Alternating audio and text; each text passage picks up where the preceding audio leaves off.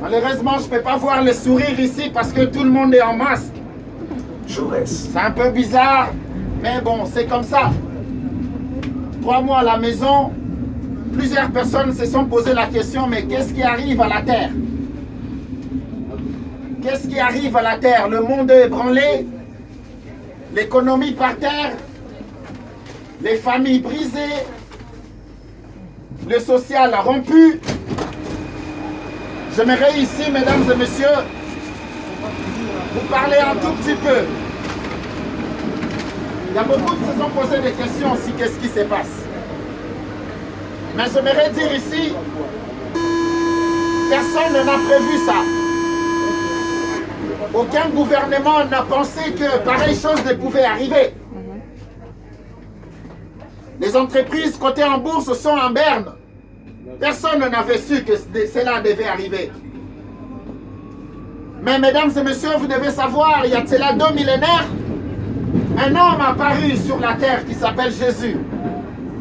Cet homme a parlé qu'au temps de la fin, il y aura des pestes. Au temps de la fin, il y aura des soulèvements. Et aujourd'hui, nous voyons la jeunesse dans la rue, nous voyons les hommes dans la rue, plus de démocratie, lumière, plus de revendications. Ces choses ont été annoncées par Jésus-Christ. Simplement, mesdames et messieurs, c'est pour dire que le monde est arrivé à la fin. Tout ce qui a un commencement a une fin. Nous sommes dans les trains, Pablo Picasso, on va descendre. Mais chacun de nous va descendre selon son arrêt. Alors c'est quoi l'arrêt de tout le monde? L'arrêt, c'est le jour où la vie s'arrête. C'est le jour de la mort. Malheureusement, tous les jours à la télé, nous voyons des centaines de morts, des milliers de morts. Gloire à Dieu, cela n'était pas encore arrivé. Malheureusement, nous tous, nous allons y passer. Les trains avancent, chacun descend dans son arrêt. Mais ce qui est sûr, personne ne va dormir ici. Tout le monde va descendre. C'est pareil avec la vie. La vie, elle est courte, mesdames et messieurs. Vingtaine d'années, trentaine d'années, quarantaine. Ce qui est sûr, toi et moi, nous allons y passer. Alors la plus grande question, c'est de savoir où est-ce que tu vas passer ton éternité. Il y en a d'autres qui vont dire, bon, moi c'est chaud, je n'y crois pas vraiment. Moi je pense que quand on meurt, on disparaît. Non, l'âme ne disparaît pas. Ce sont les animaux qui disparaissent. Les plantes disparaissent, mais l'homme ne disparaît pas. Parce que l'homme est composé du corps, de l'âme et de l'esprit. Tous les scientifiques le savent. Tout le monde le sait. Tu sais que tu as une âme, tu sais que tu as un esprit. Mais les esprits ne meurent pas. L'esprit est éternel. C'est le corps qui retourne dans la poussière au temps de la mort. Au jour de la mort, toi et moi retournerons dans la poussière. Mais l'âme continuera à vivre. Alors la plus grande question, c'est où ira ton âme après la mort? Peut-être tu n'as pas envie d'entendre parler de ça. On aime tellement la vie, on court derrière beaucoup de choses. Mais ce temps de confinement nous a beaucoup enseigné. On a vu que les voitures étaient dans les garages.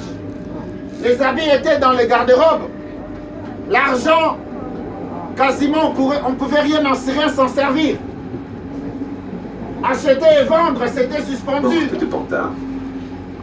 C'était un moment bien aimé pour que Dieu dise à l'homme que rien ne sert à courir derrière des choses éphémères qui peuvent passer. Mais la Bible dit tout passera, mais la parole de Dieu ne passera pas.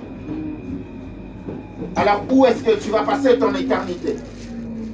Si la mort arrive aujourd'hui, la Bible dit tout homme, tout œil le verra. Tout homme un jour rencontrera le Créateur. Alors tant que tu es en vie, c'est le moment de préparer ta rencontre avec ton Créateur. Tant que tu es en vie, c'est le moment de faire la paix avec Dieu. Et Dieu a envoyé Jésus-Christ afin que tous les hommes fassent la paix avec lui. Jésus-Christ est venu sur la terre pour ça. Afin que quiconque croira en lui puisse avoir la vie éternelle. Peut-être maintenant tu dis, je n'ai pas besoin de Jésus. Je n'ai pas besoin de vie éternelle. Tu peux le dire, je te le concède. Mais tu devras savoir qu'il y a un jour où tu seras face à ton Créateur. Tu seras face à celui qui a mis le sang dans tes veines. Tu seras face à celui qui a mis le cœur dans ton organisme. Celui qui fait battre ton cœur, tu seras face à lui. Et ce jour-là, si tu n'avais pas fait la paix avec lui, malheureusement, ça sera dommage. C'est pour cela, mes bien-aimés, avant de quitter la terre, fais la paix avec Dieu.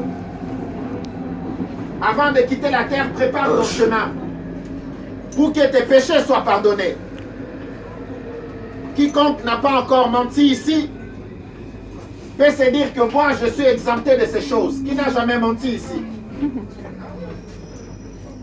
Tout le monde a déjà menti. Et sache que si tu as déjà menti, toi et moi, nous le savons que c'est un péché. Nous savons que c'est un mal. Et Jésus-Christ est venu pour cela. Afin que les hommes reçoivent le pardon de leurs péchés.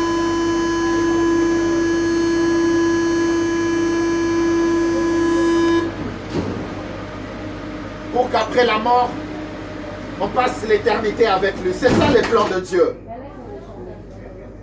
Le plan de Dieu, c'est de passer l'éternité avec tous les hommes. C'est pour cela, Dieu, en t'aimant, il a envoyé Jésus-Christ pour toi. Même si tu ne l'aimes pas, lui t'aime. Même si tu ne veux pas de lui, lui il t'aime. Et il a manifesté son amour à la croix. Lorsqu'il est mort pour tous les humains. Alors, mesdames et messieurs, saisissez la main tendue de Dieu tant que vous êtes encore en vie.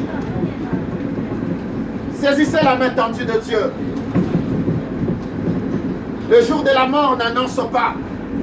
On ne sait pas quand est-ce qu'on va partir. Alors c'est le temps de faire la paix avec Dieu, mesdames et messieurs. La Bible dit qu'il est réservé aux hommes de mourir une seule fois. Église de Pantin. Après quoi viendra le jugement. Et tu devras savoir que le jour de la colère de l'Éternel, il n'y aura pas un endroit où se cacher. Il y aura un jour où Dieu va juger tous les hommes. Il y aura un jour où tout le monde va passer à la barre pour payer la note, la facture des œuvres sur la terre. Mais ceux qui croient en Jésus-Christ,